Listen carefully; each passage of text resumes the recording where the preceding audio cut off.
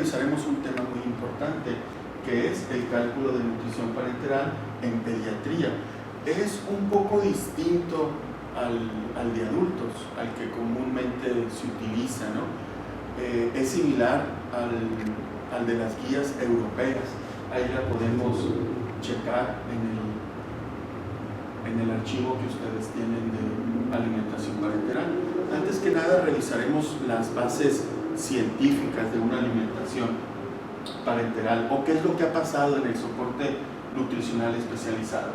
Hemos visto avances en las técnicas quirúrgicas pediátricas, el desarrollo de las unidades de los cuidados intensivos, surgen recursos tecnológicos, las computadoras, los paquetes estadísticos que tenemos hoy en día nos ayudan mucho a calcular la alimentación parenteral de una manera pronta, rápida. Yo recuerdo que tardábamos 5 horas en hacer 8 cálculos, 12 cálculos de pacientes adultos pediátricos, y ahora no, ahora solamente introducimos lo que son sus pesos, sus tallas, y automáticamente calculamos pesos y ya obtenemos gramos y mililitros de macro y micronutrientes.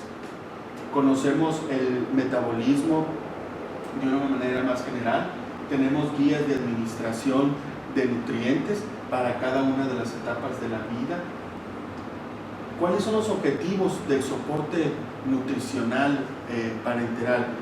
Evitar el síndrome nutricio agudo, mantener un equilibrio metabólico, promover crecimiento y desarrollo, ¿no? Eso es muy importante, el crecimiento y desarrollo en el paciente pediátrico. Disminuimos las tasas de morbi y mortalidad y acortamos el tiempo de estancia intrahospitalaria y pues por ende disminuimos costos, ¿no? El desarrollo de la nutrición parenteral pediátrica se ha dividido en varias etapas en relación a los años que han ido surgiendo, ¿sí? Tenemos en el 61, en donde se produce la primera emulsión de lípidos, en el 68, donde ya se generaliza el uso de la alimentación parenteral, en el 73, donde ya se empieza a administrar la proteína hidrolizada, en el 76, Cuthbertson ya descubre la respuesta metabólica al trauma, cuáles son los procesos metabólicos que conllevan, ¿no? En el 80, la glucosa, su metabolismo, la alimentación parenteral. En el 81 ya se puede mantener un buen estado nutricional del paciente pediátrico. Aquí es muy importante hacer un paréntesis en lo que es la respuesta metabólica al trauma. En esta etapa el paciente segrega sustancias químicas que hacen que no trabaje adecuadamente la insulina y podemos ver glucosa elevada, hiperglicemia elevada. No es que el paciente esté diabético, sino que la misma respuesta que tiene a la enfermedad, que ya sea un politraumatismo, una quemadura, una cirugía mayor, una sepsis, eso nos puede desencadenar, al igual que los lípidos también se encuentran elevados por el trabajo ineficiente de la lipoproteína lipasa.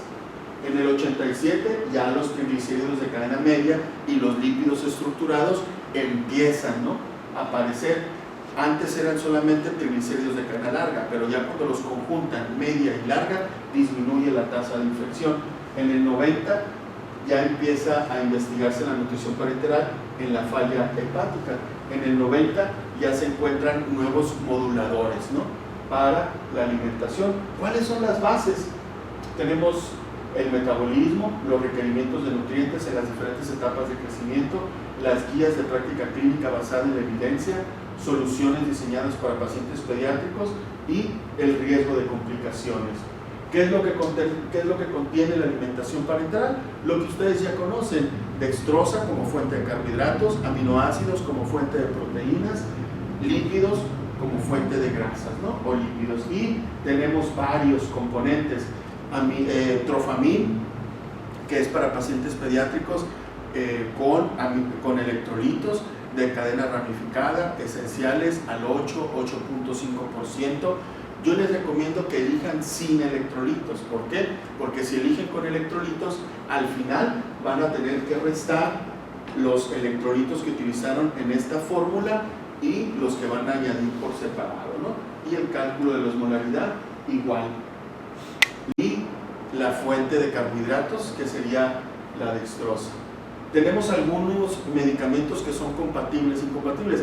Esto pues ya generalmente se ha quedado en desuso, ¿no? Porque ya ahorita nosotros hablamos con el servicio de enfermería y les decimos, la nutrición parenteral solamente pásala por esa vía, ¿sí? No quiero que pases medicamentos por esta vía, y eso ya ha quedado en desuso, ¿no? Pero en algunos hospitales, sobre todo de tipo públicos, se siguen utilizando. Entonces no está de más tenerlo ahí en la sala de UCI o en algún servicio de enfermería. Tenemos algunos alimentos que son compatibles y algunos que son incompatibles. Por ejemplo, los anticonvulsivos cristalizan inmediatamente la nutrición cuando estos hacen contacto, ¿sí? Entonces se puede ocasionar una reacción que puede poner en riesgo la vida de nuestro paciente, ¿sí? Ahora, ¿cómo podemos evitar eso? Pues haciendo el conocimiento al servicio de enfermería. Algo que es muy importante en el cálculo de la alimentación parenteral, hay que conocer los periodos de crecimiento del paciente pediátrico. Según nuestra norma oficial mexicana, lactante menor lo tenemos ubicado entre 0 y 11 meses, mayor de 12 a 23 meses. Nosotros realizaremos un ejemplo de un paciente pediátrico que se ubica en lactante menor, ¿sí? Nuestro paciente tiene 3 meses, es un niño. Más adelante enseñaremos la antropometría que tiene actual y la antropometría normal. ¿Sí? Cálculo de requerimiento energético. Tenemos varias constantes para poder calcular calorías. Estas calorías que ustedes ven aquí, esas calorías no podemos iniciar una nutrición parenteral para un niño, ¿sí? Y es algo que vi en algunos trabajos que se entregaron en las actividades didácticas anteriores. Un paciente en riesgo, pues ¿qué es lo que tiene? Un paciente va a tener una respuesta metabólica al trauma y no va a metabolizar adecuadamente glucosa y triglicéridos. Entonces pueden verse elevados, ¿sí? Entonces, ¿qué es lo que tenemos que hacer ahí? Tenemos que iniciar con una carga menor de kilocalorías. Además, el paciente puede correr un riesgo de un síndrome de hiperalimentación. ¿Qué es un síndrome de hiperalimentación? Es un síndrome en donde se compromete la función cardiorrespiratoria, en donde encontramos electrolitos como el fósforo bajo, disminuido. Ese es un riesgo alto y que puede encontrarse 72 horas antes de iniciar la alimentación parenteral. O sea, con que tengamos un paciente que no coma nada en 3 días, ya tiene un riesgo de un síndrome de hiperalimentación. Y esto nació en la Segunda Guerra Mundial, en los guetos, ¿no? Ahí se dieron cuenta de este síndrome y ahí es donde nace. Entonces, esta carga calórica es lo que nuestro paciente pediátrico ocupa, pero en un 100%, ¿no? Y pues en un cálculo de alimentación parenteral vamos a iniciar menores. Miligramos por kilo minuto, que es la recomendación de hidratos de carbono. Aquí nosotros vamos a multiplicar los miligramos que se recomiendan por los kilos de nuestro niño por los 1440 minutos que tiene el día, ¿sí? Y posteriormente eso lo vamos a dividir entre 1000. ¿Por qué? Porque 1 gramo son 1000 miligramos y a lo que nosotros interesa al final para realizar la conversión son gramos. El requerimiento proteico es de gramos por kilo al día. Ojo, nomás la dextrosa se multiplica miligramos por kilo por minuto entre 1000. Proteínas y lípidos no se multiplican, ¿sí? Solamente son gramos por kilo. Nuestro lactante ocuparía de 2 a 2.5, ¿sí? Si se fijan, hasta 4.5 puede subir el requerimiento de proteínas. ¿Por qué? Porque la tasa metabólica de estos niños es demandante, su crecimiento y desarrollo es muy rápido, muy acelerado. Ahora, ¿cuál es la relación de kilocalorías no proteicas y nitrógeno según estrés? Pues lo ideal es de 150 a 200, pero tampoco no nos preocupemos en eso. ¿Por qué? Porque cuando nosotros iniciamos una alimentación parenteral, obviamente vamos a iniciar con dosis menores y quizás nuestra relación kilocalorías no proteicas y gramos de nitrógeno pues no sea la adecuada. ¿Por qué? Porque vamos iniciando en un porcentaje menor. Cuando alcancemos la meta, ahí es donde nosotros alcanzaremos una relación adecuada. Aparte, hay que valorar también cuáles son las variables que tiene nuestro paciente, ¿correcto? Temperatura, diagnóstico, la respiración, etc., ¿no? Los requerimientos de lípidos, gramos por kilo al día, igual, 3.5 a 4.0 sería lo recomendable. ¿Cuáles son las necesidades hídricas? Aquí hay que hacer un breve espacio, ¿no? El requerimiento va separado por kilogramos, menos de 10 kilos, de 100 a 150 mililitros por kilo. Ojo, hagamos un ejemplo de 10 a 20 kilos. Si yo tengo un niño que me pesa 12 kilos, yo voy a tener de base 1 litro, que son 1000 mililitros, y por cada kilo después del 10 le voy a sumar 50, ¿sí? Entonces serían 1050 por el kilo 11, 1100 por el kilo 12, ¿sí? Entonces ahí yo le estoy aportando la cantidad de mililitros totales que requiere mi paciente en 24 horas. Hagamos un ejemplo de 33 kilos, ¿sí? Tengo yo 2 litros de base, 2000 mililitros, 2020 por el kilo 32 y 2040 por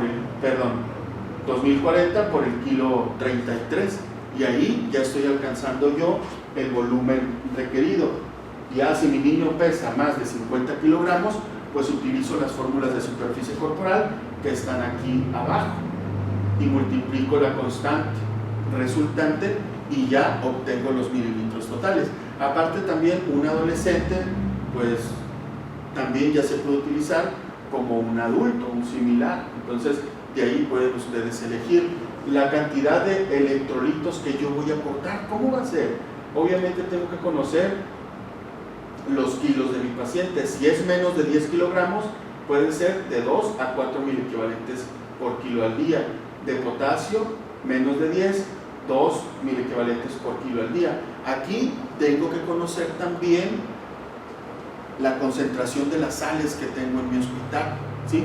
Eso es lo que tengo que conocer. ¿Para qué? Para poder hacer la conversión adecuadamente. Si se fijan en el sodio, nosotros tendremos que aportar la cantidad que se requiere y pues se va a utilizar un concentrado de sodio, no se va a utilizar un cloruro de sodio. ¿Por qué? Porque nos estaríamos pasando por los 1000 equivalentes de los cloruros, del cloro, ¿no? Ya estaríamos sobrepasando el requerimiento de cloro que necesita mi paciente. Esa es alguna diferencia que tenemos en el paciente adulto y en el paciente pediátrico. Cuando realizamos una gasometría arterial, también ahí podemos nosotros revisar cómo está la concentración de oxígeno, carbonato, el pH, el dióxido de carbono, y con eso nosotros podemos deducir si vamos a aumentar o disminuir estos concentrados.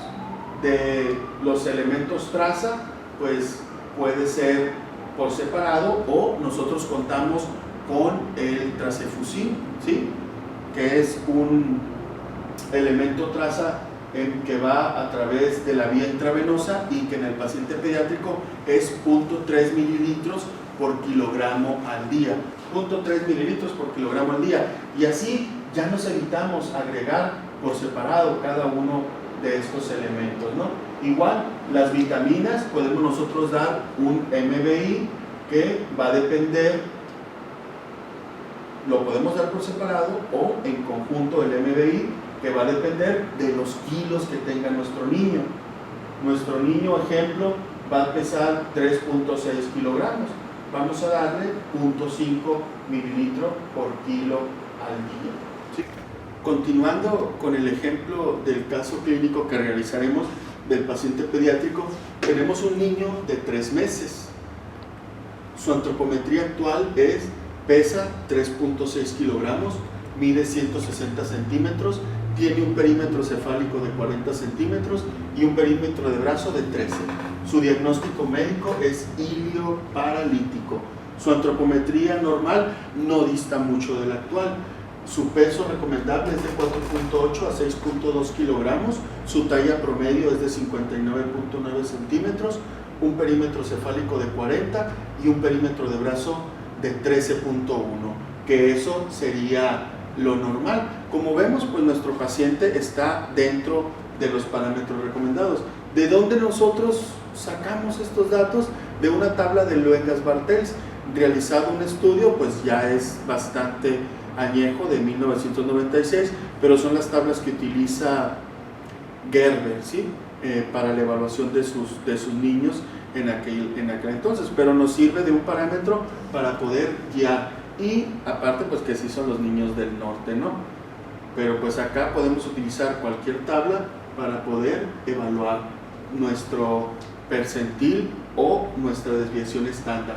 ¿Qué es lo que hacemos? Si se fijan en su presentación, nosotros tenemos las dosis de administración de cada uno de los macronutrientes: carbohidratos, proteínas y lípidos. Tenemos una dosis de indicación, de inicio, de incremento y dosis máxima o la meta, ¿sí? Entonces nosotros utilizaremos la dosis de inicio que fue colocada, 5 miligramos por 3.6 por los 1440 minutos del día entre 1000, nos arroja un resultado de 25.92 gramos. Proteínas, 1 gramo por kilo, 3.6 gramos. Lípidos, 1 gramo por kilo de inicio, 3.6 gramos. ¿Qué es importante aquí conocer? La dosis de inicio, nuestro incremento y lo máximo. MBI, 0.5 mililitros por kilo al día. Sodio, potasio, 2.000 equivalentes al día, que nos arroja 7.2 mil equivalentes. Calcio, 1, que sería 3.6 mil equivalentes. Magnesio, 0.25 por 3.6 y nos arroja 0.9. De elementos traza, habíamos dicho que en el paciente pediátrico es 0.3 mililitros por kilo, 0.3 por los 3.6 kilogramos, y nos arrojará el requerimiento de los elementos traza de nuestro paciente pediátrico. Para elementos traza el resultado es 1.08 después de haber multiplicado 0.3 por los 3.6 kilogramos del niño. ¿Cuáles fórmulas son las que utilizaremos? Las que utilizamos en el paciente adulto: dextrosa al 50%, el trofamil, aminoácidos al 8%, sin electrolitos de aminoácidos de cadena ramificada, y lípidos al 20%. En relación a las concentraciones de los cationes, pues tenemos el concentrado de sodio, que en 3.3 mil equivalentes tenemos 1 mililitro de sodio. La solución fisiológica, 15.4 mil equivalentes de sodio en 100 mililitros. Cloruro de potasio, 20 mil equivalentes en 10 y en 5. Ojo, yo les recomiendo que utilicen la que mayor concentración tiene en menos cantidad de mililitros. ¿Por qué? Porque hay ocasiones que ustedes van a requerir una nutrición con menos cantidad de mililitros. Gluconato de calcio, 4.65 en 10, sulfato de magnesio, 8.10 en 10. Y aquí pueden encontrar las soluciones de los macronutrientes en concentraciones distintas. Espero que este tutorial les haya ayudado para poder saber calcular su alimentación parenteral en el paciente pediátrico. Me despido de ustedes quedando a sus órdenes. Su maestro, Tomás Roberto Ibarra Galaviz.